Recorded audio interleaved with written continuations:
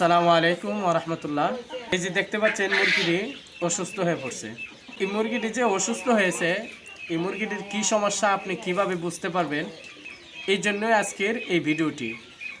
তো মুরগি যখন আপনি দেখতে পাবেন যে এভাবে ঝিমাচ্ছে বা ঝুম মেরে আছে, তখন আপনি মুরগ অথবা মুরগির শরীরে হাত দিয়ে দেখবেন এটার শরীরটা স্বাভাবিকের চাইতে বেশি গরম কিনা। যদি বুঝতে না পারেন তাহলে এমন একটি থার্মোমিটার নেবেন। এমন একটি থার্মোমিটার নিয়ে আপনি মুরগির পাখনার নিচে দিয়ে দিবেন। এই পাখনার নিচে চামড়াতে লাগে দিয়ে দিবেন। সাধারণত মুরগির তাপমাত্রা হয় 105 থেকে 160 ডিগ্রি।